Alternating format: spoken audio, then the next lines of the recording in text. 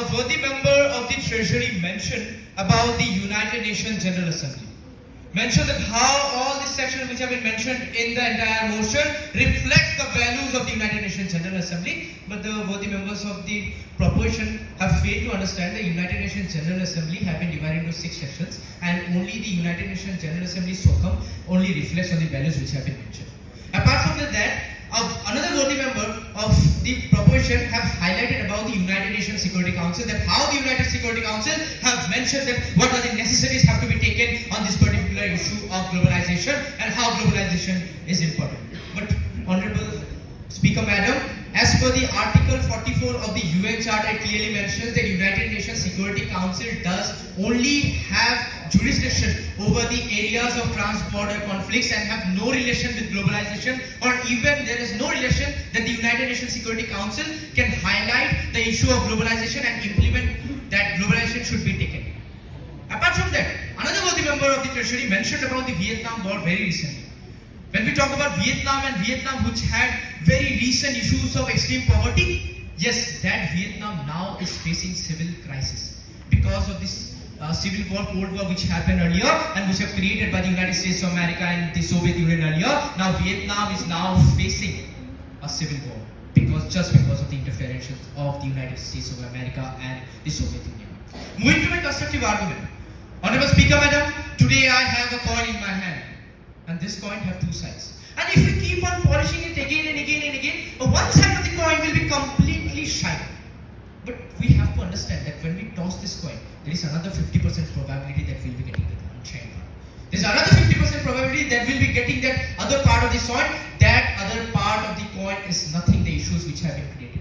We are now not talking about the issues of globalization, but how globalization is important and helping economically, politically, and socio-culturally. When we talk about economically, if we look into the region of Naharlagun, when due to globalization, multiple companies came and there was an economical boost. But we have to see, did these people, indigenous people of Naharlagun, face any particular issue?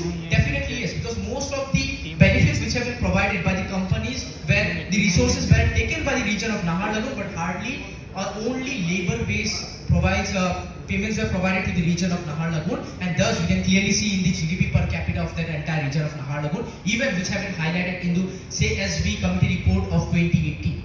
Now, if we look into politically, if we look into the region of Nagaland's Lotha community, the Lotha community have a very huge, strong amount there going. But what happened after the globalization, when multiple companies came into factor, there was a huge amount of migration, and now we can clearly see the people of Lotha community, they themselves do not have representation in the members in their state assemblies, even in the parliaments, because now the one who have access to power just because of the globalization which came into factor, they are holding the complete power. Now, even if we look socio-culturally, the region of Tangzing, which have a very huge flavor of making baskets, handmade baskets. Now, what happened after the globalization? The companies came, they made their artificial baskets, and now those baskets which were flourished by handicrafted baskets are now been shifted to industrialized based baskets, and those now the community of the Tagin, if now is not creating baskets anymore, and we can clearly see those Tagin based baskets which have been created in the entire region of Arunachal Pradesh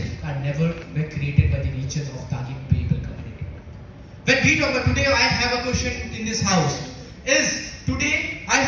That question is harming the economical balance by providing globalization? Is that enough? If globalization important by harming the political structure, is that not a harm? If providing socio-cultural harm to the communities by just the use of globalization, is that not a harm? And if still the members are adamant to their statements, it quite remembers me that if a chameleon would have been present, the chameleon would have felt insecure about his abilities, as the statements of the members of proposition changes faster than the chameleon changes his color. Thank you so much, Honorable Speaker Madam. Thank you so much, Honorable. Thank you, Jananjali.